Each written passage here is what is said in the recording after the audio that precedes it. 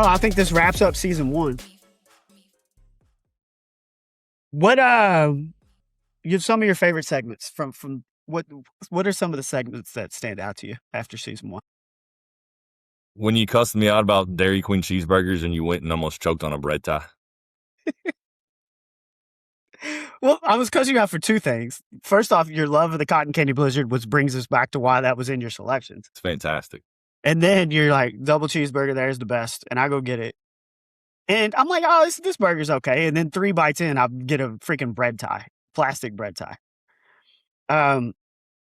Dude, the Bengals rant when we were in the snow and they didn't even try to clean the seats off at all. That was fun to rant about. It was fun to have an avenue to get some of that anger out because I was angry. And I don't get angry easily. But it was 3 degrees and that day was miserable. The game was miserable. So having an avenue to really just kind of unleash some of that. I always enjoy getting to crush the Bengals after, and when we lost to the Jets and put up 40 points and we yelled at Duke Tobin for a solid 30 minutes on this show. Yeah. You still talk about this all the time. My buttered noodle selection on Thanksgiving dinner is it's the most unbelievable thing I've ever heard. I mean, it's not as unbelievable as picking spaghetti in a messy food draft, but I'll be honest, I thought it was a normal thing. Like, what you know. Like, I've gone to the same Thanksgiving dinner my entire life. We've always had it. I just thought that was normal. So I learned a little bit about myself during that. The Christmas movie draft was fun when you pretend that Just Friends is a Christmas movie, which is not. 1,000% is a Christmas. They sing Christmas carols to the kids at the church. She runs over all the Christmas decorations in the front yard. Yeah, there's movies that have Christmas in them. Did you think we get to episode 54? Sure. We don't quit. We're not quitters. I will say that. We are a lot of things. We are not quitters. What's up, everybody? Welcome to the first ever Height Differential podcast. I'm your host, Nick Evans, alongside my guy, Neil Rohr. What's up, Neil? What's up? So, I guess we need to talk first off about the name of the pod, Height Differential, which is something that comes into play when you're talking sports, right? Which we plan to do quite a bit. But there's a decent little height differential between the two of us. I think probably the biggest best man groom height difference in the history of all. I would put it up against anybody else, that's for sure.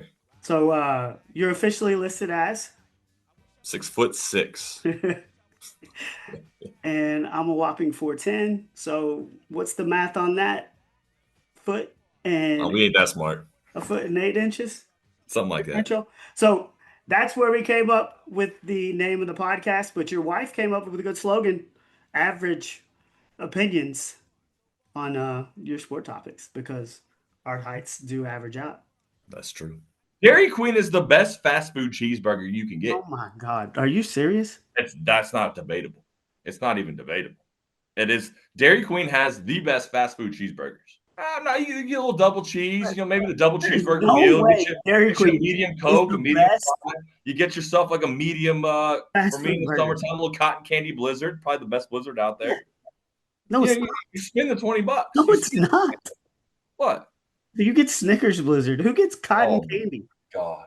It's a seasonal blizzard. It's summertime only. Cotton candy blizzard, the best, hands down. I'm 4 years old, getting a cotton candy blizzard. But Dairy Queen, with their char grill, flame broiled, whatever that is that they do, knocks it out of the park. You gotta try it. I want you. I got a job. I got homework for you this week. I want you to go to Dairy Queen before Wednesday. Go to Dairy Queen before Wednesday. Get you a double cheeseburger and a cotton candy blizzard, and you come and review it on Wednesday.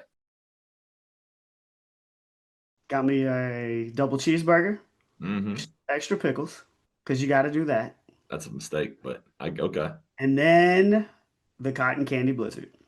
So you gotta taste the cotton candy blizzard on the way home. It's gonna melt, right? It depends on how far away you are from the house, but yeah, You don't a little wait. taste, a little taste. First bite, not so sure. What's going on here? It's crunchy. It's super sweet. It's cotton candy, is what it is. Took another bite. No.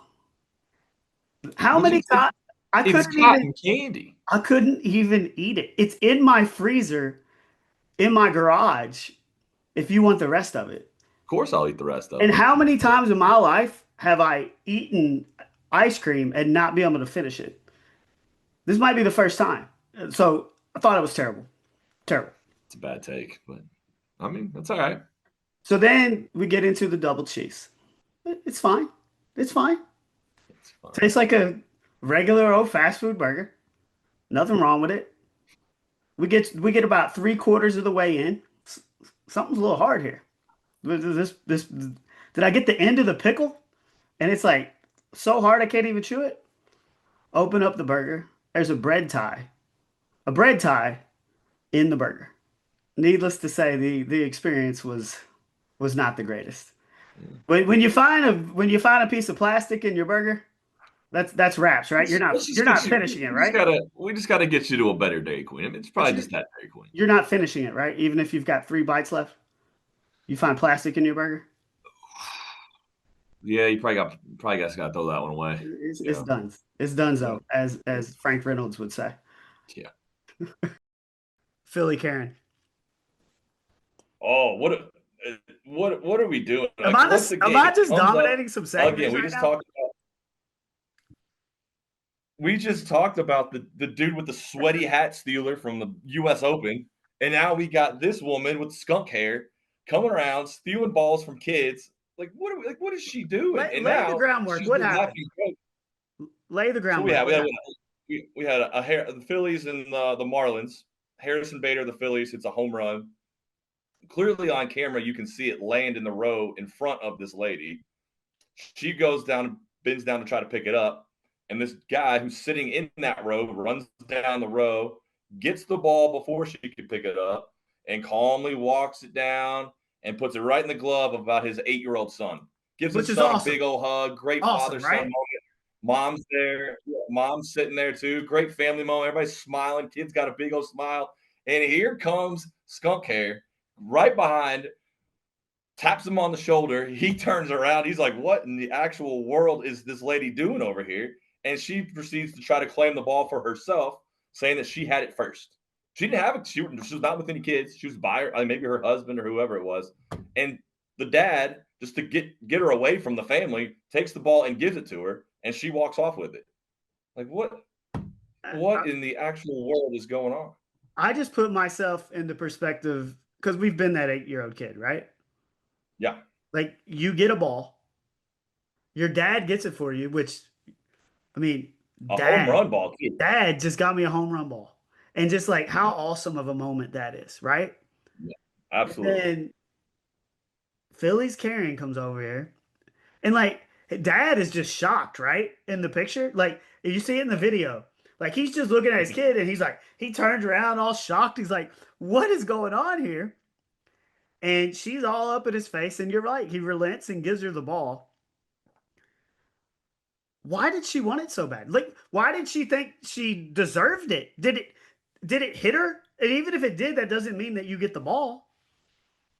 Especially after she can clearly see, because she's got big old glasses on, she can see the dad giving it to the kid and how excited the 8-year-old kid is. It makes And no you're sense. trying to take that joy away from that kid. What is wrong with you? It makes Like no something sense. really wrong with you. And But like you talk, but if you're the kid, so then let me ask you this. yeah. If you're the kid, and that obviously it happened to you, the Marlins come by in game, they saw it all. I mean, it's on every camera. It's been tweeted and TikToked a million times. The Marlins saw what happened. They give the kid like some swag and some Right. bobbleheads or whatever they gave him. And then the Phillies step up and they bring the kid down to the clubhouse after the game. He gets a sign back from Harrison Bader Right. and gets a huge moment. I mean, something that normal kids don't even get to do. Right. So if you're that kid, like in the end, might have been well worth it because you got to do a lot more cool things than just taking home a home run ball. So But in the end, did it work out for everybody? Philly Karen got her ball, and little buddy got to go down and meet Harrison Bader. I'm gonna tell you right now, it worked out for everybody but Philly Karen. That woman is cooked. She's cooked. I mean, there's rumors. I don't think they're true, but rumors that she's lost her job. Like she's in every meme online. You know, you called her skunk hair. I think it looks more like a black and white cookie haircut. But like, what is your life? Like, what is your life? I don't think she lost her job. I mean, if she did, that's kind of sucks. But I mean, it's something to lose your job over. But at the same time, you deserve to be turned into a meme. I mean, you deserve to be laughed at and joked about because what you did was just absolutely ridiculous. Oh, she's a meme. It's like you can't get if you're doom scrolling, she's coming up in 3 or 4.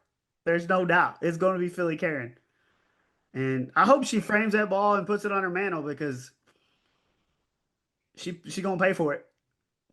What if it's like she has a grandkid like the Sandlot, and takes it off her mantle and goes and plays out in the schoolyard, hits a home run and never sees it again? Well, like if her kid or her grandkid does it. Yeah, takes it off her mantle, takes it out to the Sandlot to play with the boys, and hits someone into the backyard of somebody's house, and it's never to be seen again. Yeah, and then all of the buddies look at the ball and they're like, "Who's that signed by?" Harrison Bader, and they're like, "Harrison Bader? You're playing with a Harrison Bader ball?" No, that would be what oh geez, that's two weeks in a row. People just trying to take what stuff away from kids, man. It's absolutely sad. And I hope people learn their lesson with this one because she really has gotten burned on the internet, and her reputation will never be the same. Like she might marry Bartman at this point. Her and Steve Bartman might marry each other. They're the perfect couple. But she's way more guilty than Steve Bartman ever was. 100%. I mean, 100%. Steve Bartman, that was an innocent mistake. I feel bad for him. I mean, everybody that's not a Cubs fan feels bad for Steve Bartman. The only Cubs thing I don't feel bad about Bartman is that green turtleneck. Like, it happened, 20 years ago, and I could still see that stupid green turtleneck that he wore to the game. And his over-the-ears radio that he had on, the antenna. But here, I in like 6 months, we're going to be hearing about it. Bartman and Philly's Karen got a little thing going. Is that a bigger deal than Taylor Swift and Travis Kelce? Do what?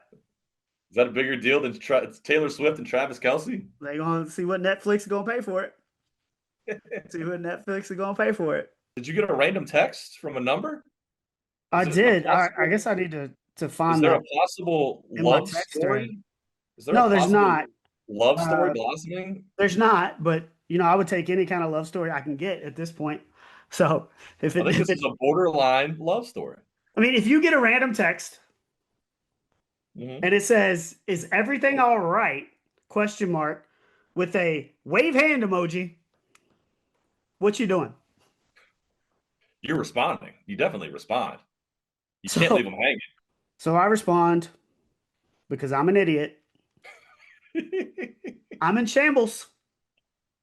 I'm in shambles. And of course, well, what were you when you said you're in shambles? You were referring to what? My golf game. Your golf game, exactly. But they don't know that. No, they don't. So they say, "God, that doesn't sound good. What happened?" ? And then it just says, for some reason, Gene. And I tell her what happened. Oh, at this point, I don't know it's a girl, but I say, "I shot 96 at Glen Oaks, crying face emoji." Oh, they responded right away. "Sorry, my manicure is too long and I accidentally entered the wrong number. I hope I didn't cause you any trouble." What a nice person. My response is, "I hope your manicure went well." But then you all got a little more personal. Yeah, they thanked me for their tolerance and said I seemed like a nice person. They said their name is Allie, and at this point my ears perk up. Oh, Allie might be hot. Yeah. And I say, "I thought you were Gene," because the Gene thing, and I got confused by that. She asked my name. I said my name. And then I found out she's from Singapore, lives in Cali. I told her I didn't tell her where I'm from, and you grabbed the phone and told her instead. Now she knows exactly where I live. But And what then did she say? the last text is just her saying, "This is a really beautiful misunderstanding. Won't you be angry about it?" And I guess at this point I forgot to respond, and I haven't responded since. But didn't she say that she knew people from Louisville? Did I skip that part? I think you did. Well, I have some friends there. I visit them every business trip. I See? hope we can sit This down for a cup of coffee up and next there we time go. It's a and blossoming. apologize for today's mistake. This is a blossoming love story waiting to happen. She's in her 30s, I think she said, I believe. 37. See? Right in the wheelhouse. Yep. This could be your future wife. I mean, how sad is it when just sitting there waiting for random numbers to call you is a better strategy than Hinge or Tinder or just going to the bar and talking to girls? This is the most play you've gotten in a long time. As we used to do back in the day when the Bats had dollar beers, which RIP dollar beers on Thursday nights at Louisville Bats games. It's a tragedy. Absolute and utter just tragedy. Yeah. When we would take our dollar beer cups We and sure we would did. stack them to the moon. We sure did. People are doing the exact same thing with Oh these no. honey deuces, The collectible cups? They're doing it with the collectible cups. and they're stacking them to the moon. Oof. For But $23, I'm not stacking them. this is tennis. We've seen Wimbledon. Yeah. You can barely talk at Wimbledon. You can't wear any color but white. Mm-hmm. So some snarky tennis fans aren't really loving this hyped up crowd that is being generated by all these drunk fans.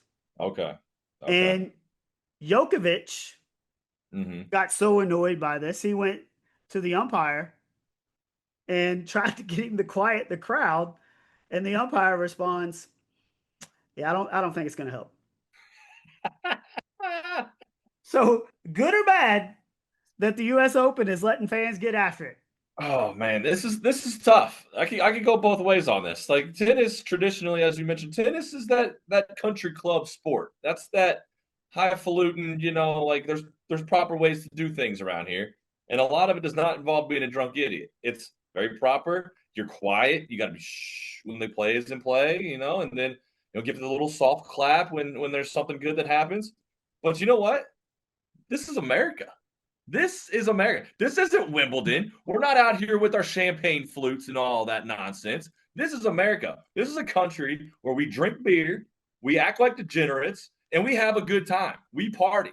That's what this is. So this is the U.S. Open. So Djokovic, sorry, this isn't your French Open where you're eating, escargot and doing whatever, and you're not drinking champagne flutes at Wimbledon. Like this is the United States where we like to have fun and we like to party. And if you don't like it, don't play in the tournament. You better believe in the edit, America the Beautiful is going on behind you. America the Beautiful is going on behind you during the edit. And you're right. I mean, and you can wear colored clothes. Because we're normal. We are normal people over here. Let me give you a couple quotes. Rob Stein, a 65-year-old retired entrepreneur from Queens. They're obnoxious. They're inconsiderate. They talk through the game. They put their feet up against your seat like it's empty. Another fan. There is no respect for the game anymore. I can never imagine this happening at, guess where? Wimbledon. Go to Wimbledon. This isn't Wimbledon. This is New York. This is New York, probably the most obnoxious state in the country. God bless them. But this is the United States. As I said, we are blue collar. We drink beer. We party, and we don't care if you don't like it. Don't play in the tournament. In Russia, in the KHL. So the puck slides under the goalie and it goes in the net, but video replay shows that it didn't actually go through the pipe. It actually went behind the pipe and went under the net and went into the goal. They allowed this goal to count, and when the game finished, the goal stood. That referee who made the wrong call was banned for life. Oh. Should we have bigger repercussions for referees and officials in the States? Absolutely. Yes. Now, banning somebody for life may be a little harsh, especially, I saw the video of the puck, and in real time, it's almost impossible to tell. If you blow a call, especially in a big moment or a big game, there should be repercussions where you're suspended or you can't. Maybe you're not working a postseason for a while, or maybe you go down a level in your rank. So there absolutely should be harsher repercussions. But goodness gracious, Russia needs to lighten up a little bit, I think, on their end as well. And we've gone to the replay system now where let's bring it back to Jim Joyce. Jim Joyce screws that call up at first base, and Armando Galarraga doesn't get a no-hitter, and he's never going to get that back. And was because of his one bad call. I mean, it wasn't just a no-hitter. That was a perfect game on the line. Perfect game, yeah. So that perfect game goes away because Jim Joyce screws up that call at first. And you could see how that hit him emotionally. Like he knew that he screwed up. Yeah. But if you make a mistake like that, should you have to sit out 5 games, 10 games? Officials need to answer why they made those calls, what they saw, why they made them. And if they want to admit that they're wrong, then go ahead and admit that you're wrong. Like, you don't have to pretend like you're right just to save your ego. Like, if you're wrong, just say you're wrong. Well, the official who made the holding call on Logan Wilson on 3rd down in the Super Bowl, banned for life. The official who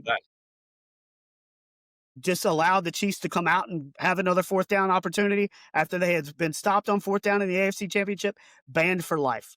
Banned for life. So let's be runch on those. And for everything else, we'll be a little more talking chill. Prison time. They should be prison time for those two. Shohei Ohtani's performance in Game 4 of the NLCS, 6 innings pitched, 10 Ks, and 3 home runs. I don't know in the history of sports if we've ever seen anything like that. No, it is without question in my mind. It's the greatest individual single game performance I've ever seen. I mean, like you said, not only do you hit 3 home runs in a clinching game of an NLCS for your team to go to the World Series, you hit 3 bombs in itself. Like, that's impressive. And then not only that, you go on the mound, you pitch 6 innings, only give up 2 hits, no runs, and 10 Ks, and get the win as a pitcher. I mean, if you think about like in Major League history, the players that have been the two-way players, and Babe Ruth comes to mind because he's probably the most famous to ever do it.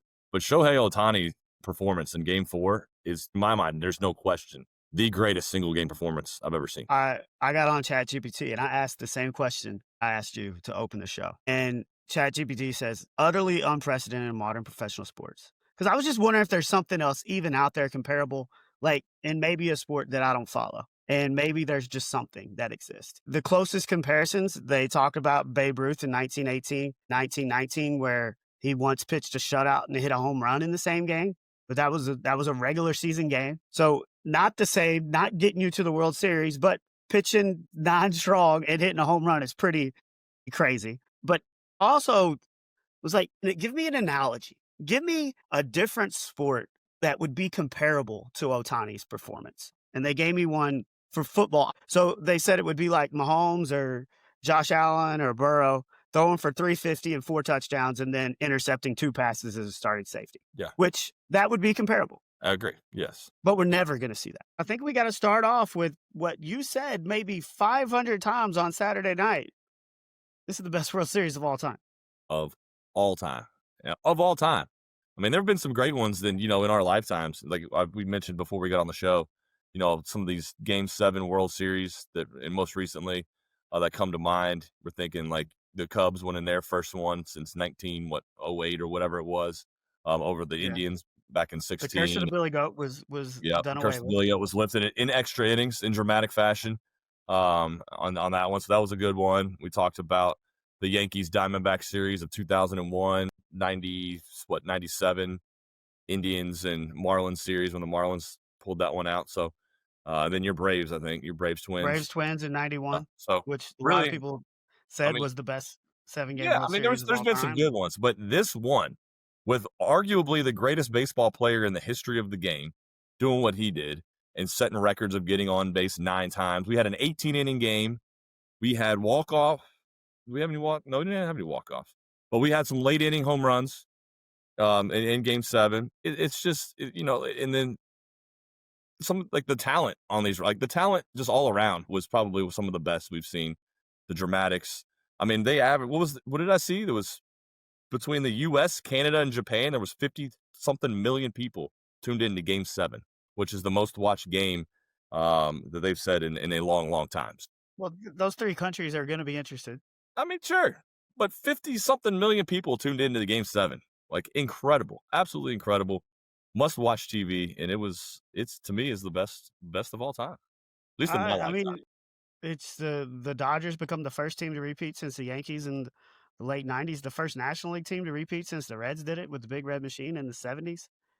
They always say it's hard to knock down a champion, right? And you get down 3-2 and you're going home and the Blue Jays are feeling good and they figure out a way to win Game 6, and then Game 7, the Blue Jays are leading the whole way. Let's get into Game 7 because I want you to give me some credit. You see, you don't give me credit. You need to give me some credit. You're always asking for credit. I mean, you need to give it to me. We're sitting there. We're watching Game 7, and so the situation. Will Smith hits that home run in the 11th inning. That was the 11th, but a lot happened before that to get to that point. That is true. You got to talk. If you're going to talk the whole game, you got to talk Miguel Rojas in the 9th. Rojas's bomb off hopping with 1 out when basically it looked all but wrapped up. The Blue Jays were cruising, I think, at that point a little bit. He hadn't had a home run in the postseason. Had a home run period, I think, since mid-September. And Hoffman had been really, really good in these playoffs. And he gave up that solo shot. So you're right. Give Rojas the credit to get us to extras. Once extras happen, we get to that 11th inning. He made the play in the bottom of the 9th too. He made the play in the bottom. We all understand that play, this close, I don't even know what that is in measurement. It's a 1/10 of a second. It was about. And Will Smith lifts his foot up and almost comes off the plate. He got the toe down. He did get that toe down. Akiev doesn't get the greatest lead, which if he gets a better lead, he's going to score on that. I don't know. It's just baseball. That's what makes baseball great. Is just it can come down to those split seconds. But yes, that's how we got to where you are with Will Smith in the 11th. So Will Smith hits the bomb in the 11th. Dodgers go up 1. Blue Jays come right back in the bottom of the 11th. Runner on, what do we have? Runner on 3rd, right? With 1 out. I believe they're second. No, it's 3rd. Yeah. Runner on 3rd, 1 out. All Blue Jays need to do. There was a little bit of drinking on Saturday, so. Yeah, it was offensive. But there was. Runner on 3rd, 1 out. All the Blue Jays really need to do is sack fly. Almost just kind of put it in play. All you really need to do. And what did I tell you? What did I say to you? They should walk. Who was at bat? Do you remember? I don't remember who the first batter was. Regardless, walk the guy. Set up the potential double play because I think your chances of getting the double play to end the game are greater than that run not scoring. So what do? It was basically an intentional walk. They pitched around him, and then the double. It set it up. I still don't agree with putting the winning run on base, and we argued this on Saturday. So you gave yourself an out to win the World Series. You gave yourself the out, the chance. It worked out. It worked out. I don't understand the double play. I don't understand why you don't agree with it. I've told you 500 times I wouldn't put the winning run on base. I'm not going to allow a gapper to beat me. And once you put the winning run on base, that allows that to happen. Now, I get it. You're putting the runner on first, just the double play. Well, then if he hits the gap, the guy at the plate hits the gapper, runner on 3rd scores, and he's in scoring position still with only 1 out. Well, you gave yourself the game's not over. The game's not over. No, but if you don't put him on base, you have no opportunity of winning in that at-bat. 0% chance of winning. Now you upped your chances of winning in that at-bat with the double play, and that's what happened. You might have got a strikeout instead of walking the guy. Yes, it worked out. I get it. But I as a manager would not be putting the winning run on base. All that work pays off for the kid. So good for him. 6 points. He went off. Yeah. Too bad he didn't get 7 points. So on that, these college students, whenever a team scores 67 points, these crowds are going nuts. And there's video of a game at Iowa State where they had a field trip game. Yeah. And we've all seen these field trip games where the crowd is just full of elementary, middle school kids, and they get to 67 points, dude. Oh my God. And like I said, this is happening all over the country, but in this game, they actually just take the camera and they pan the crowd, and you just see all the kids, just every single one of them doing that and just screaming at the top of their lungs. You dressed up as 6'7" for Halloween. Yeah. Sure did. Do you have some kind of explanation of what this is? I don't know what it is. It annoys the heck out of me. When's it going to end? I don't know what it means. I don't think anybody knows what it means. I don't think kids know what it means. Just like when somebody was like we finally, I think, have gotten over the skibbity this and skibbity Ohio Riz and all that nonsense that went on last year. We finally got past that, and now we get 6-7 dropped in our lap. Like, what's next? 8-9, 2-5? Like, what numbers are we gonna come up with next? That don't we mean sound old, obviously. And look, with the Skibbity and the Riz and all that, Riz actually, I'll give him credit. Riz made sense. Like, it's just shorting up being charismatic. Like, I think I understand actually, Riz, that word is fine. We're going Skibbity toilets and stuff. Like, what is that? What is that? I am not giving him any credit for that. But we finally got past all that, I feel like. And then now we get this nonsense dropped in our laps. Will this last the entire season when teams get 67 points that college students are going nuts like that? Yeah, probably. Unfortunately. Until something new comes along. But yeah, probably. It's annoying. What was this one story you was telling me about where dude's like 6'2" and he's trying to become like even taller? Yeah, I've never heard of this. Maybe you have, but what do they call it? Oh, believe me, if I would have heard about it, I would have researched it. They call them going from 4'10" to 5'2" is a big difference than 6'2" to 6'6". A popular looks maxer. I don't know what a looks Never maxer heard of this is, word, yes. what that means, but it says he is $100,000 spending on limb lengthening surgery to go from 6'2" to 6'6". So adding 4 inches of height to his body by basically they're breaking the bones in his legs. I mean, you gonna spend $100,000? How much you spending to go from 4'10" to 6'6"? Well, no. Well, 4'10" to 6'6", how much would that cost? I think I'd look a little goofy too. Get out the checkbook. I think I'd look a little goofy. My whole life, like, I just want to get to 5 foot. Yeah. This surgery would get me there. They're breaking your bones and doing all this to, like, you're probably going to live in pain for the rest of your life. Like, I just don't see how you just walk around normally at 6'6" the rest of your life. There's going to be some complications. Has to be. I don't know what you got going on in there, but there's just no way you're going to live a comfortable life adding 4 inches to your leg bones. If you play wiffle ball in the front yard, that wiffle ball hits you in the shin, you're probably going to break your leg in half. You ain't kidding. And I'm not trying to do that to get to 5'2" and also spend $100,000. Thanksgiving food draft. Yes, I'm in for this. Top 4 foods. I'm in for this. You can go first, pick. I want you to go first. I want you to go first. Uglier goes first. Who says I'm uglier? I'm taller. You're shorter. You're shorter. You go first. That's why I didn't say tall person goes first. I said the uglier person goes first. Fine. All right, I'll go first. My number 1 pick, I'm going to clarify, dark meat turkey. Dark meat turkey is the GOAT. Give me all the dark meat turkey. Number 1 pick, dark meat turkey with gravy. Got to put a little gravy on it. All right, with the second pick, Team Small selects stuffing.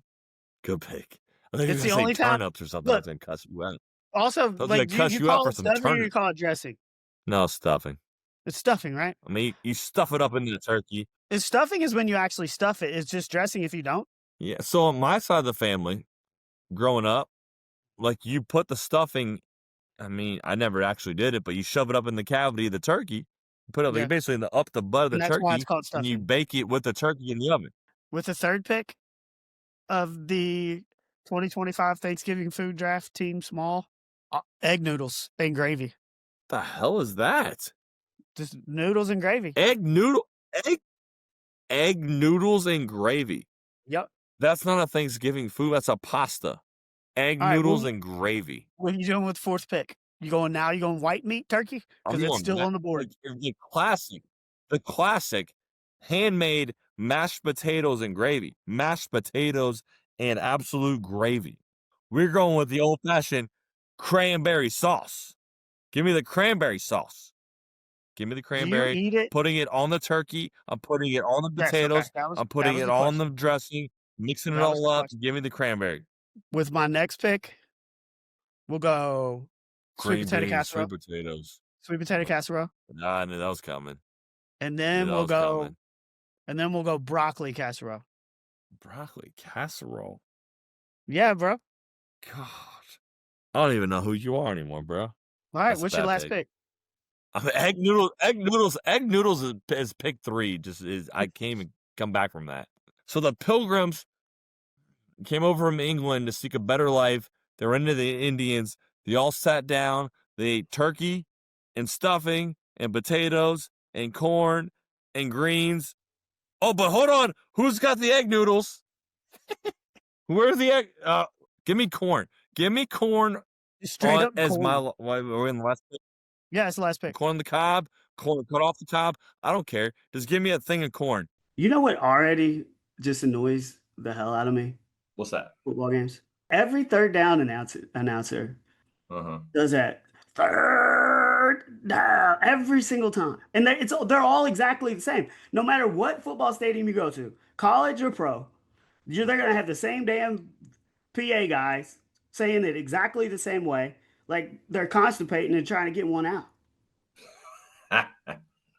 Yeah, you're right. I mean, I'm guessing that the motivation there is to get the crowd fired up. But do you ever get fired up sitting at the Bengals stadium or the U of L stadium and our announcers yelling third down? Does that fire you up at all? No, we know better. We don't even mention it's third down. You jinx it. So now you're just jinxing it for every game. The Bengals aren't getting it stops on third down. Are you kidding me? They're not. You're right. No, you're 100% right. But like, who started it? Who was the first school or pro team that had this third down announcer every single third down doing the exact same thing? Like, who's responsible? I need their names. We gotta get names. Gotta hold them accountable. It's just it's so annoying.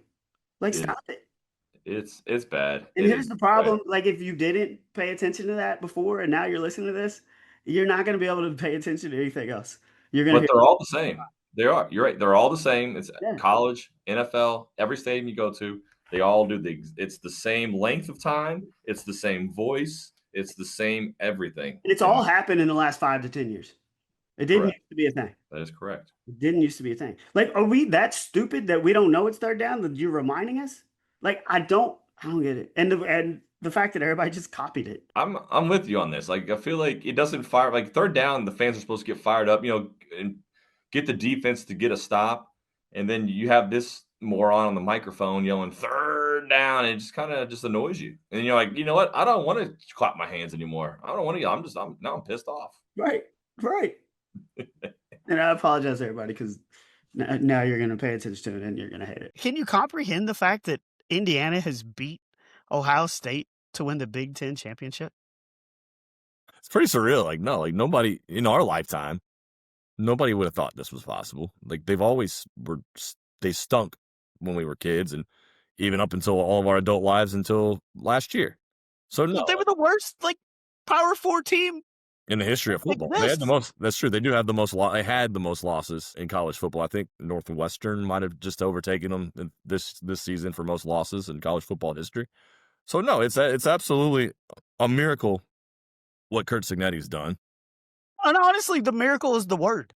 Yeah, I mean, like in your biggest dreams, you would not have imagined this. And they're not doing it with 5-star recruits and all that. Like, they're doing it like the key players on this team. I mean, Mendoza's a transfer from Cal, but a lot of these guys that are still around were transfers from James Madison, Fisher, Surratt, like both James Madison guys. Pons, James Madison guy. Like, they're star players, mid-major players just 3 years ago. And dude in the introductory press conference just like, Google me, bro. I'll win.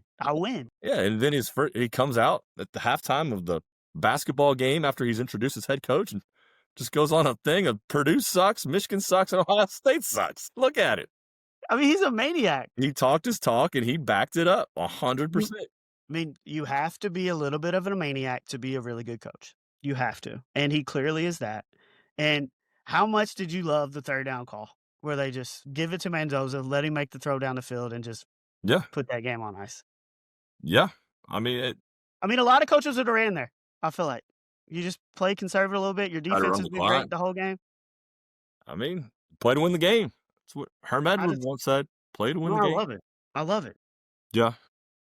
I mean, Mendoza, he was good. It was 21 to 28 or something like that, I think, for 250 touchdown. The one pick that he threw was just kind of a busted play on that screen. It just was weird, but I don't know. He did enough to win. He made the winning plays. He made the winning throws through the back shoulder fade to Surratt for the only touchdown that they scored that game, and that was enough. Defense. Defense was the story. Like, they got out. We've talked about that a lot this year. We did. How everybody talks about their offense, and everybody talks about Ohio State's defense. And we've talked how, it's not as good as Ohio State's defense, but they have one of the best defenses in the country, and They put pressure on Saying all night. And yeah, when you win 13-10, your defense is going to be the story of the game. I don't know. That defense that hasn't got enough credit all year. And I think it's impossible not to give them credit now. Yeah, I mean, they held Ohio State to just 58 yards rushing. Let's see how many sacks they had in this game. They had 5 sacks as a team. I mean, forced the interception. I mean, they got after it. They got after Saying. They put pressure on them, and that's what won it. Yeah, 13-10. I mean, I think the over-under was like 44, which I thought was kind of high with both those defenses. I don't win a lot of bets, but I got that one home. And I think with Mendoza getting this thing across the finish line, 12-0, 13-0, Big Ten champion, beat Saying. I think he's the heavy, overwhelming favorite to win the Heisman Trophy. I mean, what do you think? Oh, he's going to win. He's going to win. Nobody's going to touch him, right? They announced the field earlier today. It's Mendoza and Saying, and then Jeremiah Love and Diego Pavia. Tulane and James Madison, do they have a chance? No, I mean, clearly, no. Like, Notre Dame is by far a better team than both of those. BYU is a better team than both of those. It's just they're both going to be 20-point dogs. But they've earned the right. Did they? Let me read you off James Madison's wins. What do you want them to do? Nobody's going to schedule them. But still, they're lucky. State, Liberty, Georgia Southern, Georgia State, Louisiana, Old Dominion, Texas State, Marshall, App State, Washington State, Coastal, and Troy. I understand that. But what do you want them to do? I guarantee you James Madison would jump at the opportunity to play the big boys. Tulane's wins, Northwestern, South Alabama, Duke. They're going to get a rematch against Ole Miss where they lost 45-10 already. That's exciting. Beat Tulsa, East Carolina, Army, lost to UTSA, Memphis, FAU, Temple, Charlotte, North Texas. It's the ACC's fault. Miami's good. They just didn't make They weren't good enough to play in the ACC championship game. I know. Which causes all this. The point was to get one of these in here. The good news is they changed the rules from last year, or Tulane would be getting a bye. That would be insane. Yeah, no, you're right. No, seriously. No, I know. The top four conference champions would get a bye. It's just all goes back to the ACC.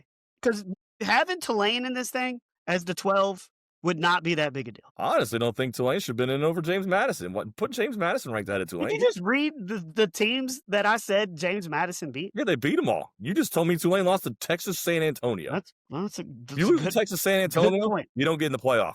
You lose to Louisville, you do get in the playoff because there's two teams in the playoff that lost to Louisville and they're still in it. Yeah, that's an automatic disqualification from the playoff. Get out. James Madison, you're in. Tulane, you're going to the Liberty Bowl. Indiana, obviously, their first championship in school history. They entered the season with the most losses in FBS history with 715, and now they're national champions. They had 6 wins versus AP-ranked teams this year. The previous record was 3. Under Signetti, their record when scoring 20-plus points is now 26-0. Their record when allowing 27 or fewer is 26-0.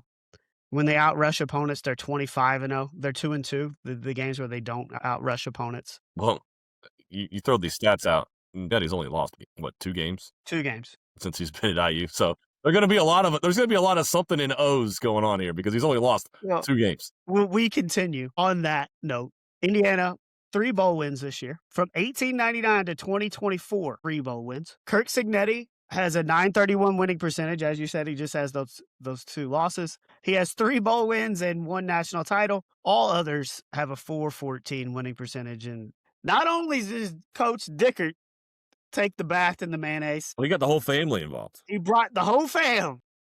The mayonnaise that they dump on them looks a lot more runny. So you don't think it's real mayonnaise? I mean, I'm not a mayonnaise guy, so I'm not an expert in it, but mayonnaise is thick, right? Yeah, but if you try to dump the actual real mayonnaise, it's not going to come out of that cooler. You're going to need a spoon to start slapping it out. Dude, it's a liquid. Watch the video. It's a straight liquid coming out. Maybe it's ranch dressing made to look like mayonnaise. Or maybe they just water it down because all mayonnaise is what? Eggs and oil? It's all it is, right? Yeah. So they could have watered it down. It might be real mayonnaise, but like you said, watered down so it does come out of the cooler. But if you beat 5-7 Mississippi State, you taking a mayo bath? You take the mayo bath, you take the Cheez-It bath, you eat the Pop-Tart in the Tony the Tigers, you get the cornflake bath, the potato bowl, you get the French fries on top of you. I mean, I'm really disappointed in the Bush's Baked Bean Bowl. We didn't dump the beans, but at least they had a big old bowl of beans to eat. They were in the trophy, which is pretty cool. The gimmicks of the bowls are what make them fun. Did you see the Pop-Tart Bowl, the ratings that it got? Yeah, because people just want to see the Pop-Tarts go through the toaster. Yeah, and I think it's on all these bowl games because nobody cares. You have to do the gimmicky stuff. If they do the Pop-Tart or you do the mayonnaise. Yes, people watch it. People show up for that. Yes. And the Pop-Tarts have the Pop-Tarts running around the whole game. They're 4 different flavors. They've got sprinkles in the end zone. Yes. They've got sprinkles on the helmets, sprinkles on the sidelines. Right. No, they do it right. The Pop-Tarts Bowl does it perfectly. This was the first year Bush is being sponsored a bowl game, and they did it right. I was there, and there was beans on literally everything. We had bean shirts, bean hats. There's baked bean chapstick that I put in my wife's stocking. Beans on literally anything that you could put a baked bean on, they had a baked bean on it. So their branding was on point. Well, next step, you turn the end zone into a big old bucket of beans. Why not? Or a big old pile of mayonnaise. Why not? See guys diving into the end zone. It'd be kind of fun. Yeah, I don't know how you can finish your route, but unless you're Jesus and can walk on mayonnaise. Hey, Bengals saved their season last Thursday with a win over Aaron Rodgers and the Steelers in the Icy Hot Bowl. And then you're 3-4. You got a chance to get to 500 against the 0-7 Jets. Without Sauce Gardner, their top corner. Without Garrett Wilson, their top wide receiver. With a quarterback that they benched last week, and the only reason he had to play is because Tyrod Taylor was hurt. Their owner came out and said, basically, he sucks. And they put up 500 yards. They put up 500 yards on. I mean, you're up 24-10. You're up 31-16. And then you're up 38-24 with 10 minutes to go. This loss is absolutely inexcusable. You're up 14 with less than 10 minutes to go against an 0-7 team. And there was one possession where you're trying to run clock and they throw it 3 times. Run the ball. And they had success running the ball today. Is it fireable? Yeah. If he's not fired by midnight tonight, it's... Well, I'm just going to go ahead and tell you it ain't going to happen. I know it, and I hate it. Like, nobody likes Mike Brown. Nobody. The fans don't like Mike Brown. The other owners don't like Mike Brown. Like, you can't expect to bring the same exact defense that you had last year. That was the worst defense in all of football. Throw in 2 rookie linebackers and expect it to be better.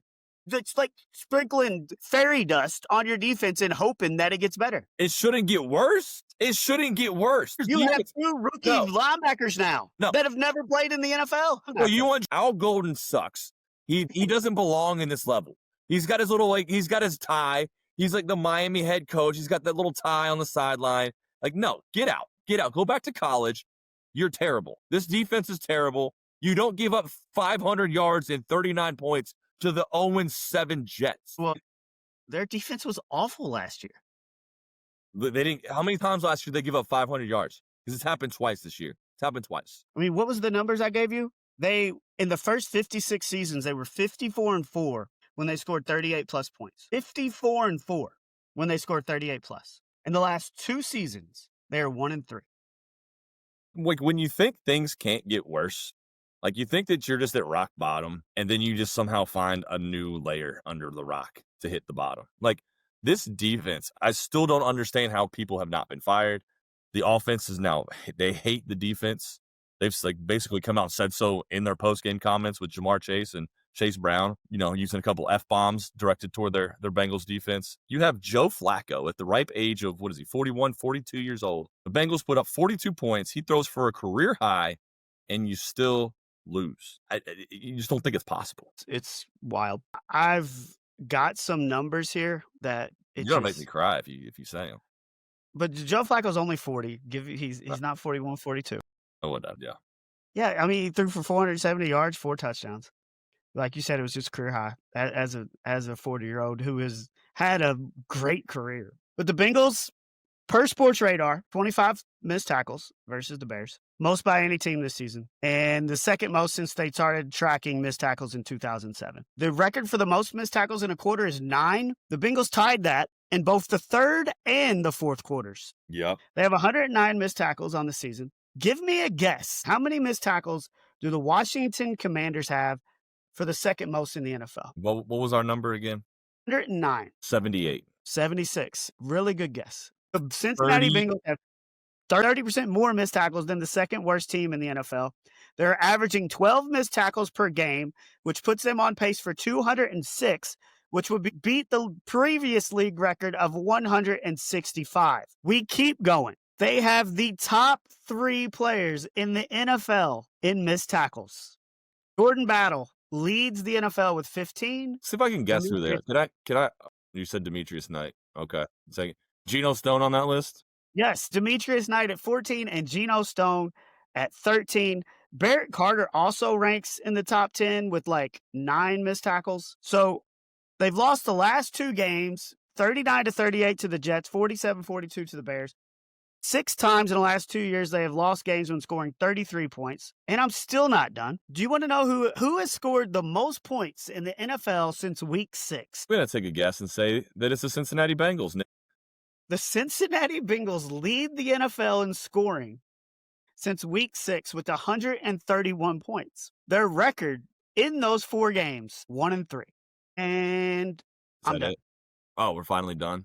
Most miserable football game I've ever been to. The wind chill, I think, was in the negatives, maybe -1, -2. So right off the bat, you're already miserable because it's cold. So then you're walking to the game, and none of the plaza is cleared. It's just ice and snow all around the stadium, all around the concourses. We get to the seats, and to your surprise, the seats were not clear.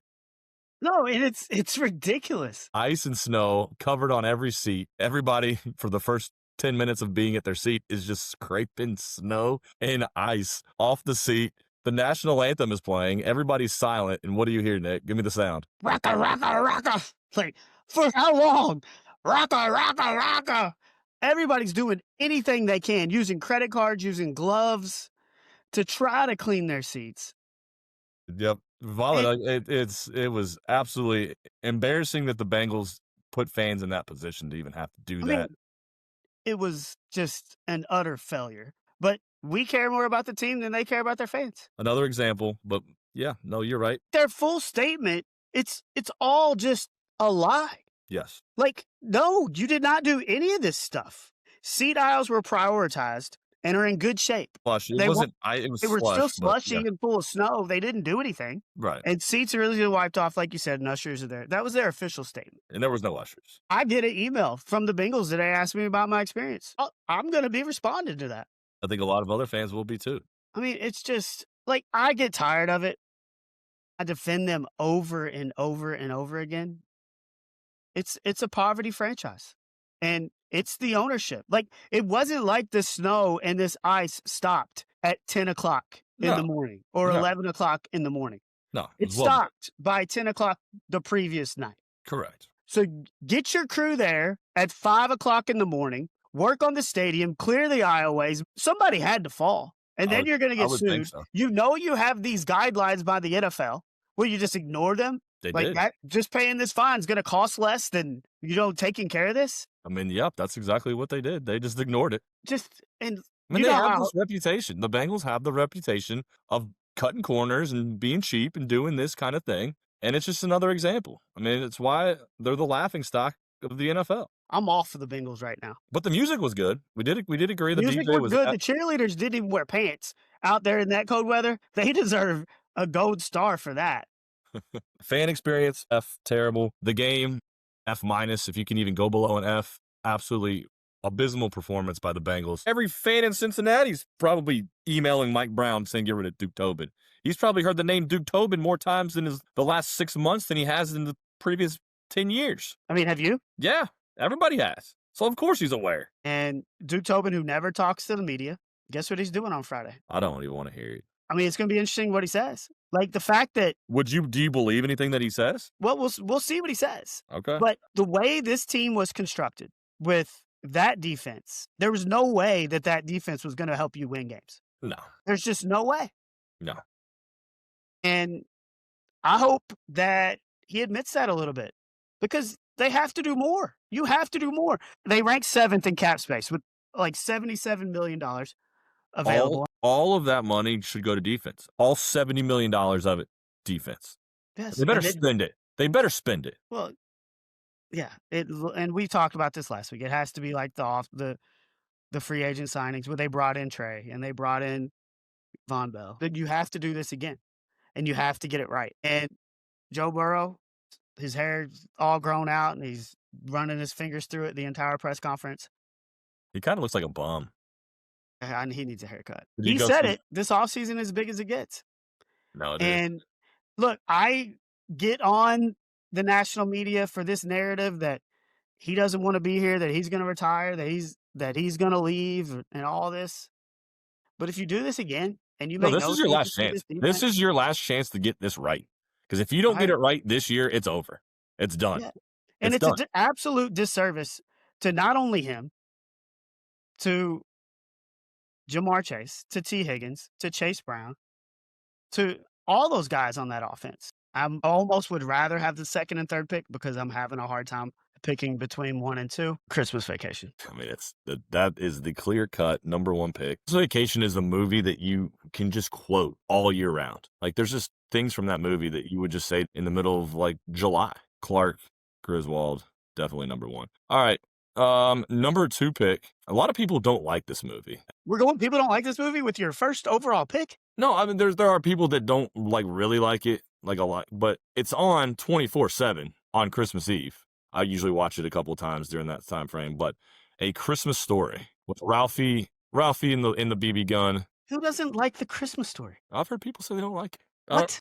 I mean, those people aren't very smart. That was I was trying to pick between Christmas Vacation and A Christmas Story as my number one. I figured you were probably going with my third pick is your debate. But there's certain movies that I watch every year at Christmas. Yes. The first 2 that we've mentioned are automatics. Yes, automatics. And number 3 overall is the OG original Home Alone. Yeah. I mean, bro, I got nothing. I would have the exact same order right now. Now it starts getting a little bit tougher. It does get tougher, but I think at number 4, I'm going Elf. Yep. It's a good pick. And dude, sequels aren't normally that good. You going Lost in New York?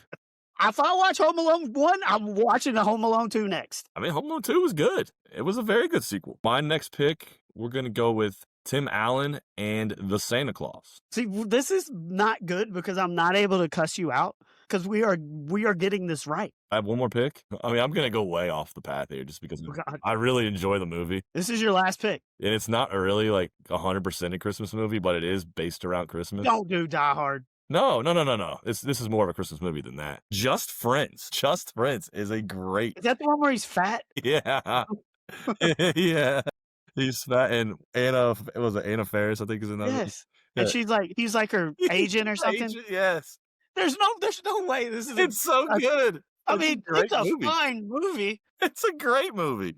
It does not belong on this list. It belongs on the list. One more pick. This is another movie that 100% I watch every Christmas. Bad Santa. My God. Billy Bob Thornton. Yes. Bad Santa, dude. The little boy is one of the most hilarious characters in the history of film. What did you do with sandwiches? I'll watch it. I will 100%. If I have to pay for a streaming service for a month to be able to watch Bad Santa, I will do it. I did go Christmas caroling one time as a kid. I forgot why we did it, but I think it was my church group that did it. I didn't know that was real. I just thought people did that in the movies. No, it's real. You're sitting at your house, chilling, watching a movie. Somebody knocks on your door and just starts singing. Then you got to stand there for 4 minutes with your door open into the code. You going to be pumped about that? It's Christmas cheer, bro. Damn. Yes. My God. What kind of Scrooge are you? What if they show up tomorrow night, 7:45, cards are up 2, Vol's got the ball. We wish you a Merry Christmas. What are you going to do? I'd slam the door in their face. I'll be like, hold on. Can you come back in 20 minutes? That's what I would ask. Can't control when the carolers show up. I would say, can you come back in 20 minutes and see what they say? But I would be mad in that situation. But no, usually like a nice Christmas carol, you open the door and they're singing like Oh Holy Night or something. And it's nice and peaceful. And I got Christmas cheer. You don't. I got Christmas cheer, but I don't like random knocks on the door. Well, you showing up with a shotgun to the front door? I'll be honest. I'll get a knock and I'm going to my ring cam. I'm seeing who it is. We're not. Oh, it's those carolers again. We're not answering. No way. We're not answering. Beg on carolers. Now, if one of them's cute, maybe it'd be a different story. Got to open the door to find out. No, that's what the ring camera's for. You do not have to open the door. The cute one might be in the back and you won't be able to see her on the ring cam. I guess then I just lose my opportunity. Yeah. Somehow, Bill Belichick is not a first ballot Hall of Famer. It makes no sense. He's the greatest NFL coach of all time. 6 Super Bowls as a head coach. I don't understand how he needed 40 out of 50 It's just the writers sending a message to Belichick that, he was kind of an a-hole maybe for a little bit of his career, most of his career. And then the two scandals, if you will, with the Deflategate, the Spygate, and whatever other gate you want to call it. We're going to put your ego in check here. Like, we know you're the greatest of all time.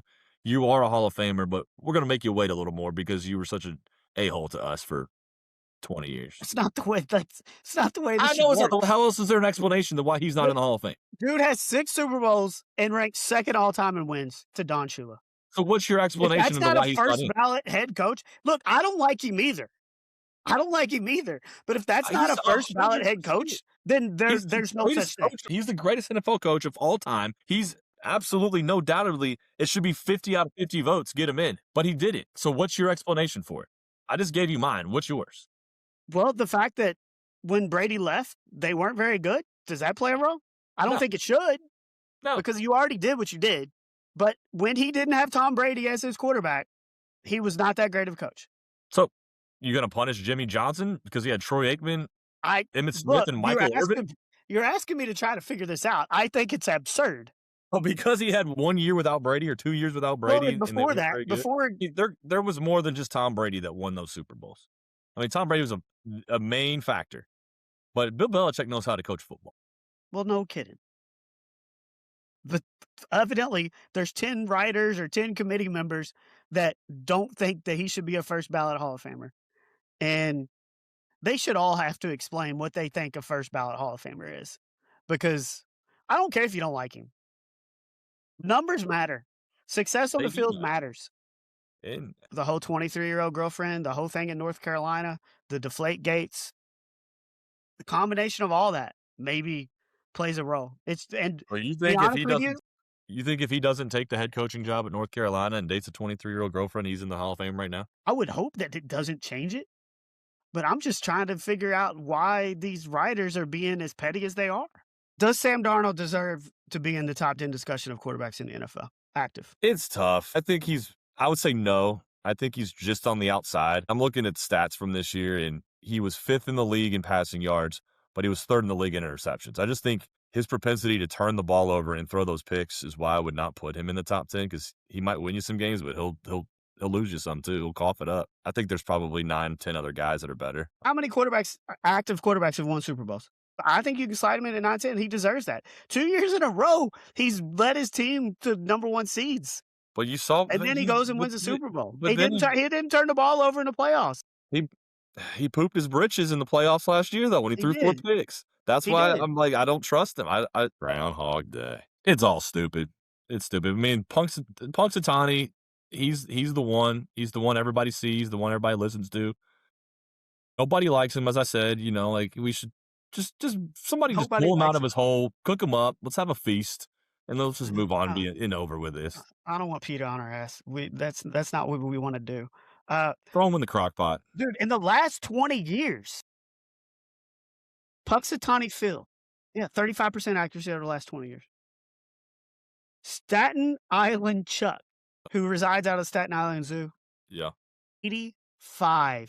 85% for Staten Island 2006. So can we just tell Phil to retire? He needs to retire. Staten Island Chuck, 80-something%. Staten Island Chuck. Why are you not listening to Staten Island Chuck? I don't know. I didn't even know it existed until today. As we said, Punxsutawney Phil, 6 more weeks of winter. Get the hell out of here. Never do this again. You are the worst groundhog in the history, and somehow you are the most famous one. He's an idiot, is what he is. And why are we listening to this little rodent that's 35% accurate? Like, go away. Staten Island Chuck. Staten Island Chuck. The official groundhog predictor of the Height Differential podcast. Okay. 6 more weeks. Oh, no. I got some bad news. Oh. Staten Island Chuck, man. Do you know how pumped I would have been if I found out he had an 80% accuracy and he's coming in with early spring? Yeah, I'd be getting the golf clubs ready to go. I'd be throwing them in the trunk. A poster up of Staten Island Chuck in my bedroom. The Red Hawks are now 28-0. We're still on Speedo watch, right? They're 28-0. We better be on Speedo watch. No, we're still on Speedo watch. They are the 7th team since the NCAA tournament expanded to 64 teams in 1985 to reach 28-0. Do you want to try to guess them? I will say it's since 1985, but the first one on here is 1990-91. UNLV. That is correct. We know the 2015 Kentucky team infamously That's lost their only game in the championship. So that was one. I'm assuming there's a Duke team in there. There's not. No Duke team. Okay. UConn? No. One of them was the year before Kentucky. And Kentucky had something to do with ending their undefeated streak. Wisconsin? So it was 2014. That Final Four Mid-major. Wichita. Yeah. Wichita State. Yeah, that's right. As a 1 seed, they played the 8 seed Kentucky in the second round. Yes. What a brutal draw that was. Yeah, Anthony early. And the other 3 you're missing are one team lost in the national championship in 2005. Illinois? Yep. They were undefeated? Through 28 games. Through 28 games. Yeah. Well, yeah. Interesting. Okay. And then Gonzaga has done it twice. Gonzaga did it in 2021 and 16-17. Yeah, Gonzaga makes a lot of sense. Yeah. Okay. But yeah, the fact that Miami, Ohio is in with those teams is incredible. Have you changed your tune? No. Do they still have to win the MAC to get in? Yes. They remain the only undefeated team in D1 basketball. But Bruce Pearl, not really a fan of saying that Miami, Ohio deserves to get an at-large if they don't figure out a way to win the tournament. He says, are we going to select the 68 most deserving teams, or are we going to select the 68 best teams? If we're selecting the 68 best teams, Miami, Ohio is going to have to win their conference tournament to qualify as a champion. As an at-large, they are not one of the best teams in the country. He's not wrong. I mean, I understand his motivation behind saying it because he wants Auburn and his son, Stephen Pearl, to get in. And right now, I think Lenardi has them as an 11 seed and one of the last couple teams in the tournament.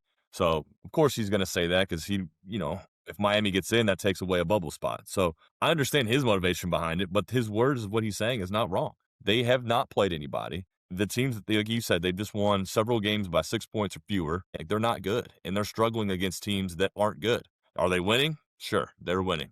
But if you put that Miami team against some of these teams that are on the bubble in the last 4, like an Auburn or like maybe, like SMU or whoever's, around that cut line, Miami loses by double digits. They are also the only undefeated team. Auburn is 2-7 in quad 1, which obviously it's a lot better than Miami. They've at least played 9 more quad 1 games than Miami has. They play in the SEC, so you're automatically going to play some quad 1 games. They are 6-10. But you want to see Miami of Ohio. You want to see the team that. Let's give them a chance. Like Auburn's you honestly think they're one of the best 64 teams? One of the best. Let's be real. No. Do I think they deserved? I don't even want them in Dayton. I think they're in the turn. Like put them in the conference tournament. Then we got no problems. Win your conference tournament. Then you should not. They don't deserve to be in. But you're really telling me frauds. All the bubble teams that you say suck. If you give a Miami of Ohio schedule, they would be undefeated. So let's put them all in. Do you know what Miami, Ohio is in the KenPom? Let's hear it. 91. Their overall schedule ranks 272 in the country according to KenPom, and their non-con schedule is in the 360s. They're not good. They're not okay. Good. Look, and I agree these numbers are not advantageous. I'd rather see them than any of these teams that are terrible at the end of the bubble because they have had so many opportunities and are doing nothing. Nobody is on your side with this. They are getting in the tournament. You are on my side. You just don't want to admit that you're on my side? No, but you're on my side. If there were teams that warranted getting in at the end of the bubble, and that was instead of Miami, Ohio, then I would be like, yes, Miami, Ohio's numbers are not good. I get it. They don't have any quality wins. Don't reward them. You can't reward them for playing nobody. You don't reward them for having the 365th best non-conference schedule. When you go to their page, their schedule page on ESPN, there are 3 or 4 teams that don't even have a logo. They don't even have a logo because nobody knows who they are. They're the only team in the MAC that did not play a Power 4 team this year. Every other single team in that conference played a Power 4 team. And I don't want to hear about this article that came out that the AD said he tried to schedule the big boys. I don't care. You find a way to schedule somebody because everybody else in your conference did. No, not buying it. You don't get rewarded for playing terrible teams. If you're if you're just an average team, you should be undefeated with that schedule. An average team. I guarantee you Auburn would be, Indiana would be, they all would be undefeated. Indiana get beat by 17 Northwestern. They would all be undefeated. All of them. You're going to put them all in?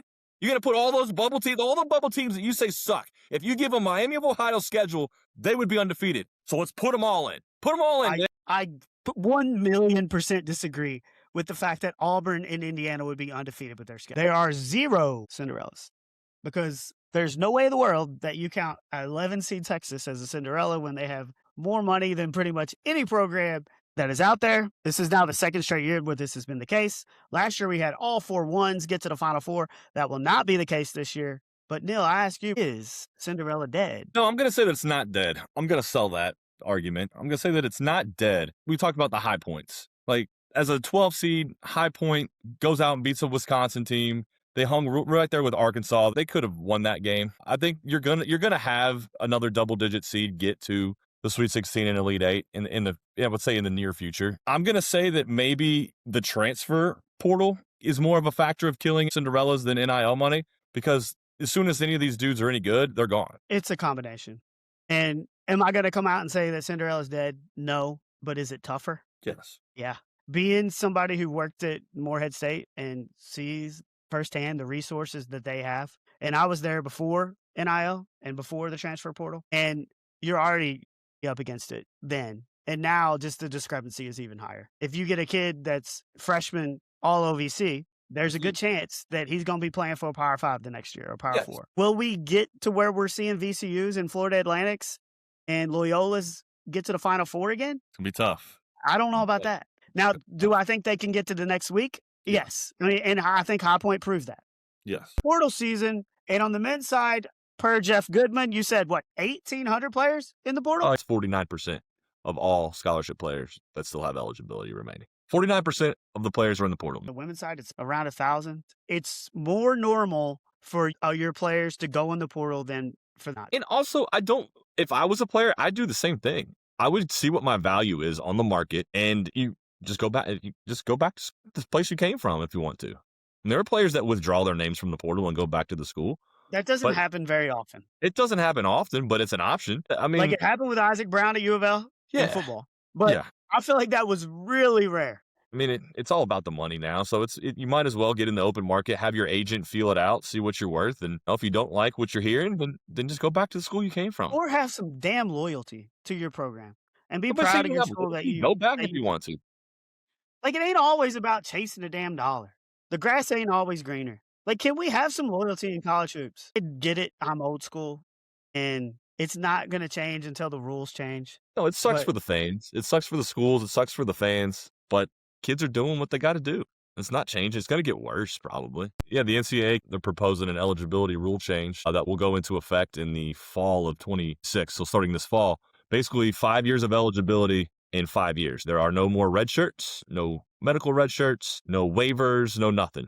You can play all 5 years. If you get hurt, you still have 4 more years. It eliminates bringing back 26-year-old G League players that have been out of college for 5 years, and which is just stupid. We need a rule to eliminate that is insane. I mean, this does officially eliminate that portion of that. I don't know. They're just trying to make it more standardized, and you're not denying some guys here and approving some guys here, and it's pretty clear cut. I'm in favor of it. Well, there's nothing to not be in favor. I don't know what it accomplishes. You're just giving guys an extra year. So usually you got 4 years, or you play 4 years, you got to move on. Now you can play you can play all 5 years. Coaches shouldn't be redshirting players for the last couple of years, knowing that they can go wherever they want. Because I don't know the percentage, but I guarantee you the percentage of redshirted players and them leaving the program is damn high. To me, that's all this kind of does is says there's no point in redshirting because you ain't going to keep people from getting hurt. Like, there's nothing you can do about that. I would like to see some kind of incentive to where you're rewarded if you're at the same school for 4 years, then you get a 5th year, to give somebody an incentive to stay somewhere. What if your coach leaves? What if there's going to be stuff like that allows you to leave? See, then you're just going back into the whole, I need to get a waiver. I need to get this for this to happen. No.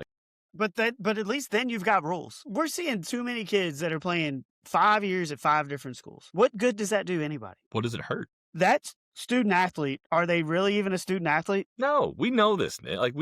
Let's stop pretending like fans have loyalty to them. Let's stop pretending like this is the old days where student athletes we're here for school. They're here to play ball. They're here to get paid. If you get a degree, it's a bonus. If you could have a 1 transfer rule, and other than that, you got to sit out. And then you keep this 5 and 5, then that gives you incentive not to transfer, because if you do transfer a second time, then you have to sit out a year. That would be a decent addition to these rules. to try to limit a little bit. I understand the other side of the argument. Coaches can leave whenever they want, no matter what their contract is, and that's true. But we're not seeing coaches coach 5 places in 5 years. And just to bring some consistency to it.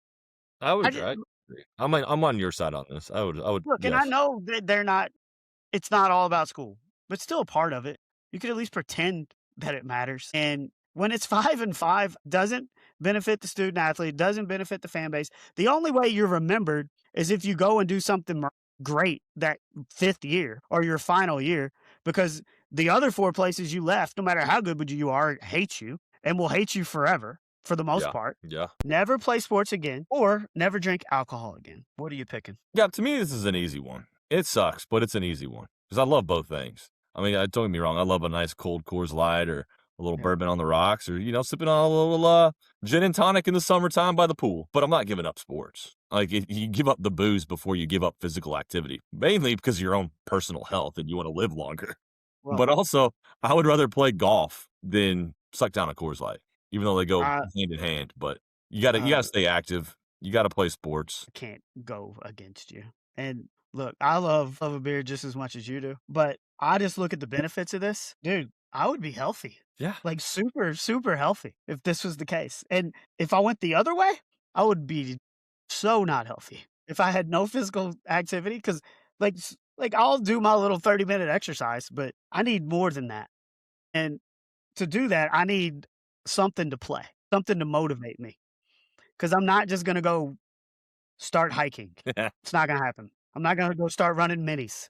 That ain't happening. So as hard as it would be to give up the Bud Lights, it is the right answer. And honestly, if you're picking the never play sports again, I'm worried about you. Yeah, no, I mean, it was an incredible run by Golden Tempo, and we talked about it, and how he was a deep closer, and man, did he come from deep. I mean, he was last the entire way. And then not only that, he bid his time, saw what everybody else was doing down the stretch, and he made the perfect move. He went all the way to the outside, and that horse had some gas in the tank, and he just ran everybody down. So it was a perfect ride, I think, by Jose Ortiz, who we mentioned, with all the jockey changes on all these horses, Jose Ortiz is the only one that's ever ridden Golden Tempo. So the familiarity with that horse and the familiarity between the jockey and the trainer, I think it was played into their favor, and it was just an absolute great race. Yeah, I mean, personally, Oselli's dead to me because I'm going to say this. If he doesn't do that bump on the final stretch that gets Ado, that gets Commandment, that gets Chief Wallaby, I think Wallaby's winning that race because Wallaby's still coming. Wallaby is coming along. But for one more thing with Golden Tempo, I want to give credit to Kaylin Benson at Churchill, as she's on the Twin Spires show. And look, everybody's watching NBC. Like, people are watching it in venue, but they've got so many drinks by then at the track that they're not even paying attention.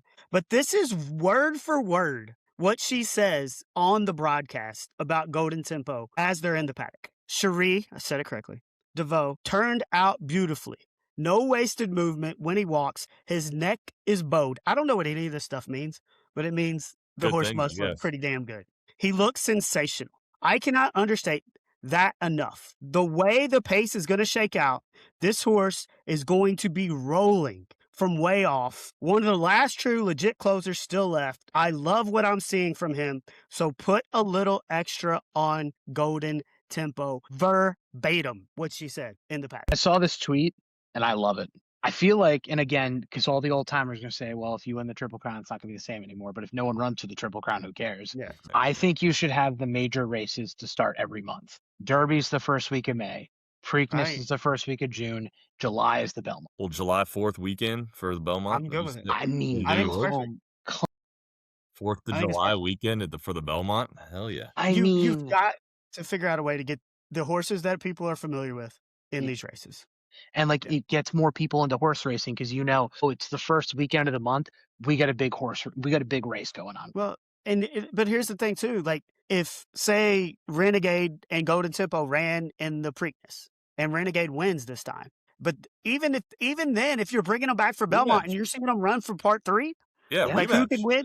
Like that's still gonna bring people. Like you need these horses to run in all 3 legs. Yes. Mm-hmm. And if you did it a month apart, I think they would do that. And I used to be one of these people that said, yeah, you can't screw the history. Like, it's boring. Nobody wants to watch this Preakness race with nobody in it. at Laurel Park. Let's get these tracks fixed and get them ready. Yeah. And once Pimlico is good to go, once Belmont is good to go, let's go first week of May, first week of June, first week of July, and let's do this forever. You know what? I'm going to say as long as has a couple more races after this, Golden Tempo's not winning another one. Ever. Nope. Even if he races a 4-year-old. Correct. I don't think he wins. I agree with Matt. I don't think he wins another race. Okay. Yep. This is we got to do a bet on this one. Unless he races against some crap like you said ever again. Red Mile. He's going to race the Red Mile in Lexington or some nonsense. You said it will never win. Okay, all right, I'll revise it. It will never win in Indiana. It will never win a stakes race again. That's fair because I don't think he'll run in many races that aren't stakes. He's going to get dominated in this race. They're going to see his value start to go down because he sucks. And they're like, you know what? He's a Derby winner. Before we can get beat anymore, let's go put him to stud so we can capitalize on his most and that money. Could happen. And that could happen. And that's if he doesn't race as a 4-year-old, to me, that's the only way he doesn't ever win again. Golden Tempo did it again on Saturday, came from the back, and won the Belmont after winning the Derby. Y'all both said he'd never win again. Let's hear your thoughts. I mean, I'm on record. I texted you as soon as it happened that I publicly apologized. I apologized to Cherie DeVoe and Golden Tempo, and I didn't think the horse had another one of these in him, and he proved me wrong. So I was wrong. Congratulations to Golden Tempo. Do I think he's one of the greatest horses of all time? Still, no, I don't. Yeah, I've got to apologize too. I was on the never going to win a stakes race again. Didn't think it was going to set up, especially after watching the first 3 days of racing where it was all dirt races were speed inside rail. The more I thought about it, I'm not upset at Golden Tempo. I'm upset at the other horses. Like, thank you. Yes. This crop of 3-year-olds, it just wasn't good enough. And I've got some stats to back it up. Golden Tempo, 95 buyer in the Derby, 98 buyer in Belmont. The year before, your second place finisher, Journalism, 102 in the Derby and 108 in the Belmont, and neither of those won. So sometimes you get lucky. Expansion being official, going to 76 teams. We all agree it's terrible. Mm-hmm. Yeah. Like it's awful. Like, so here on the men's side, these are the games we would have saw last year if we had expanded. Arizona State versus California. Bobby Hurley got fired because they were terrible. Oklahoma State versus Virginia Tech. Indiana versus Oklahoma. Indiana couldn't win a game the last 2 months of the year. Auburn, San Diego State, and then the two that actually did happen. And then they're going to make it to where all 16s have to play to see a 1, which Neil and I have talked repeatedly about how much we hate. So there's going to be more of that? Yeah, there's all 4. Every single one of the 16s are going to play each other. That's terrible. And then there's going to be even two 15s that have to play each other to play it too. No, those are your conference champions. They're in. You don't have to play each other. Yeah, don't screw them over.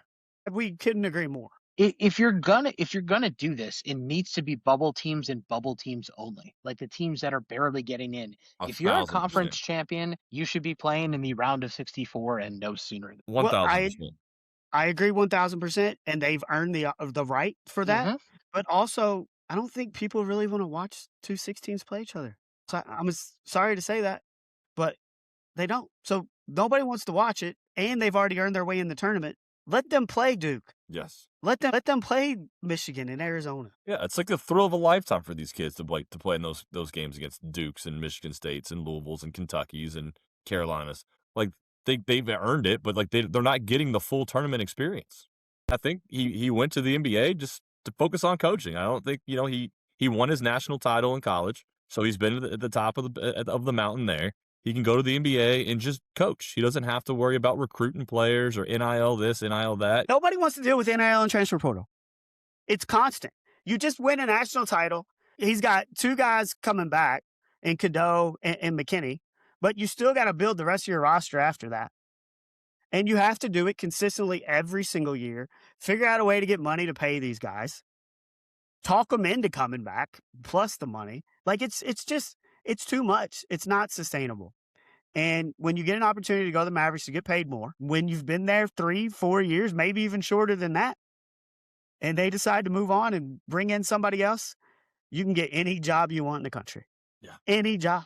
It's an absolute no-brainer. I mean, you're not going to get a better player than Dexter Lawrence with the 10th pick. You might get some young guy, but with the Bengals draft history and their first-round picks and how we've seen it time after time, and besides, the Joe Burrow and Jamar Chase slam dunks, like, time after time, they haven't worked out. I mean, Shamar Stewart's still TBD, but nobody was excited when he got drafted in the first round.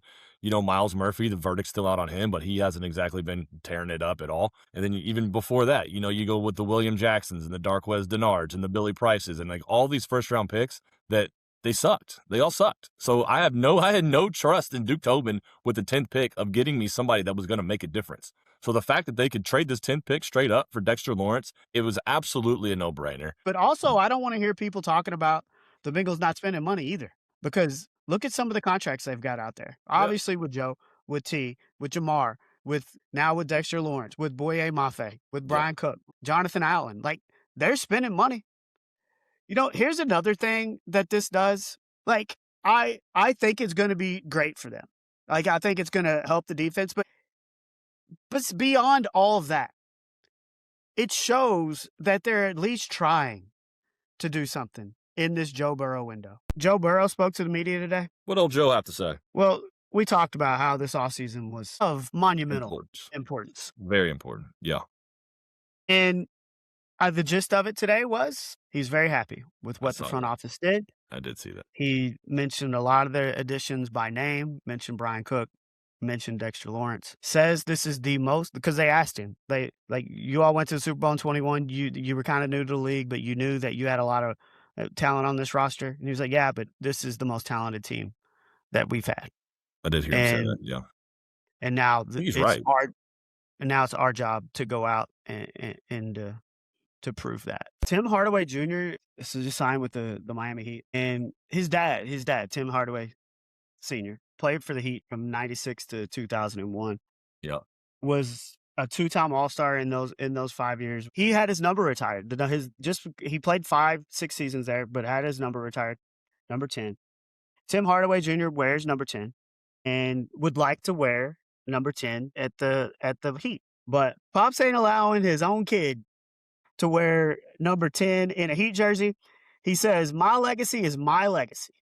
And he's doing it his way, even though he likes to wear 10, but that is not coming down from the rafters. I mean, I'm on his side on that. That is my legacy. That's his legacy. Your kid can go get it. Go create your own legacy. Go get your own number retired. Go be great with the Heat and get your own number retired. Do you know why he wears 10? Probably for his dad. Because his dad wore 10. Yeah. This is one of the most selfish things I've ever seen. Our own son, who wants to continue your legacy, wear your number in your honor. Over. The legacy, the name on the jersey is the same. The name on the jersey is the same. LeBron's one of the best players in the history of the NBA. The amount of times that he's jumped teams, I think it just tarnishes his legacy a little bit. For God's sakes. Do you not at all? No. The man he's won everywhere. He's won a title in every city he's played in. He went to the NBA Finals with a Cavs team of Zildjiūnas Ilgauskas and Delonte West and a bunch of nobody's ever heard. He got a really bad team to the NBA Finals. No. LeBron's the best. We've had that point for 20 years. Yeah, I know that. I know you're and that was with his first team. You're a Jordan guy and all that. You're not gonna agree that LeBron's better than Jordan, but LeBron's the best to ever do it. He's the leading scorer all time in NBA history. He's probably top 5 in a bunch of other categories. LeBron's the best to do it.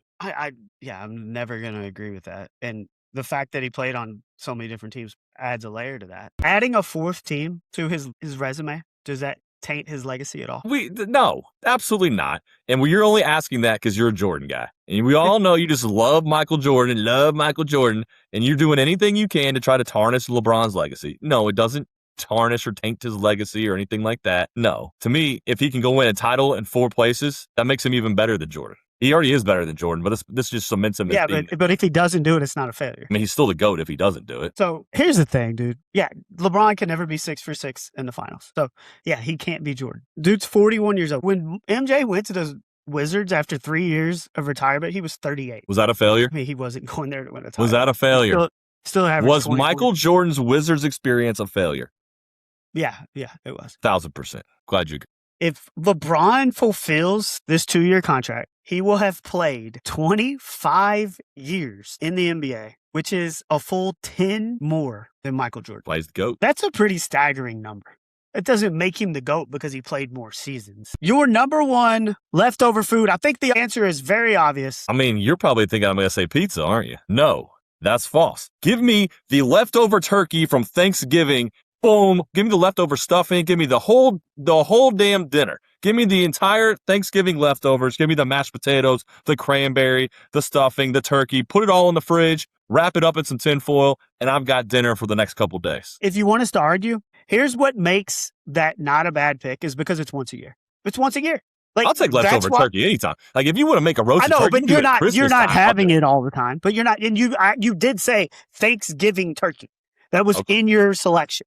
That's true. You said Thanksgiving turkey. But I think that elevates it. That's what makes it special, is because you get this 1 week of the year.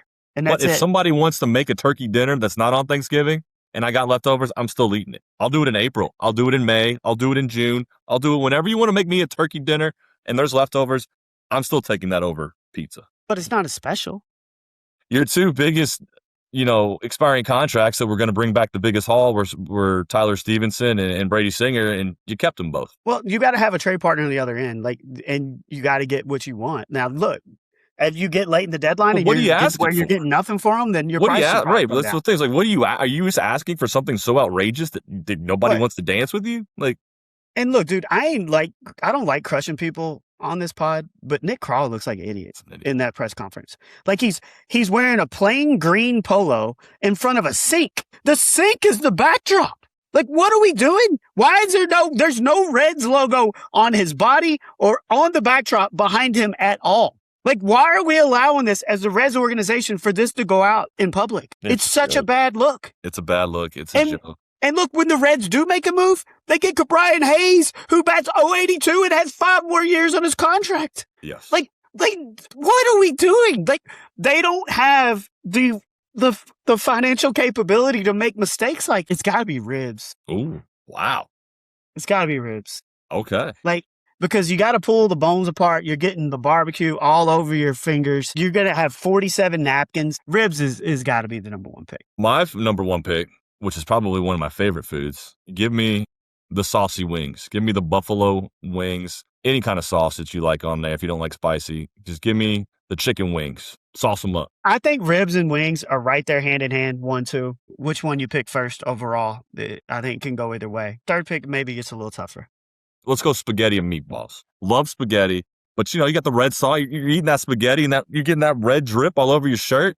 You don't even get your hands in it. That's a terrible selection. Why does it have to put no? But if it gets on your clothes, you have 0 napkins. You have 0 napkins for spaghetti. All you have is you're not thinking of the consequences. You're not thinking of the consequences. The consequences with spaghetti, you're probably going to get it on your clothes, and then you go around looking like an idiot the rest of the day with freaking red stains on your shirt. You get it on your hands. Guess what? You can wash it off, and the mess is gone. The whole thing about being messy. You got to think of the consequences of the mess. I'm going crab legs, number 4. You're dipping in the butter. You're pulling them all out.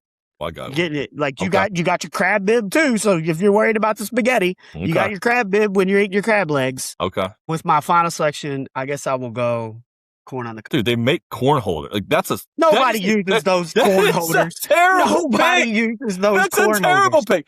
You don't even get them. They haven't used those since the 1970s. Look, and here's the thing too. Like, if I'm on a date, I ain't gonna eat corn on the cob. I ain't gonna eat ribs. I ain't gonna eat crab legs because I'm going to look like an idiot. I'm going to have corn all in my teeth, butter all over my face, butter all over my hands. Like, that's what we're talking about here. Okay. Well, I got one for you. I would eat spaghetti on a date. My last pick is going to crush your corn on the cob. Give me the cotton candy. You're picking that, and it's sticking to your fingers. It's all over your face. If you ever taken your niece or your nephews to the fair or a baseball game and they get a cotton candy, you're going to tell me that it ain't a complete disaster of a mess? Yeah, for 8-year-olds. If you ate a cotton candy, you're going to tell me you're not going to have a mess on your hands. You're going to tell me that if you ate cotton candy, you wouldn't have a mess. I'm not going to be as messy as an 8-year-old. I think an adult can figure out how to eat cotton candy without getting it all over their face. This will conclude season 2. Or season 1. This will conclude. You would think I'd get better at this now that we're on to episode 54 where I can actually talk. But this will conclude season 1. We're going to take a couple weeks off. So everybody that's listened even a little bit during season 1, we appreciate it. And let's try to grow this thing even bigger in season 2. But we'll come back in season 2. College football, NFL will be right around the corner. And no, it's been fun. It's been fun. For the 6'6" Neil, I am the 410 Nick. We appreciate everybody listening to season 1. We will see you here in a couple weeks for the start of season 2. We will talk to you then. You. Give it to me. Well, first ever episode of the Height Differential podcast. I enjoyed it. I think we'll get better at this as we go. Plan it out a little better, but I like. I'll make sure I get my laptop. Yeah, dude, you got to bring the equipment, brother. Make sure you got your equipment, but make sure to follow us on Instagram at Height Differential, on TikTok at Height Differential. We'll share some clips, and follow us on however you follow your podcast at Height Differential. But thanks for listening. See y'all. Yup.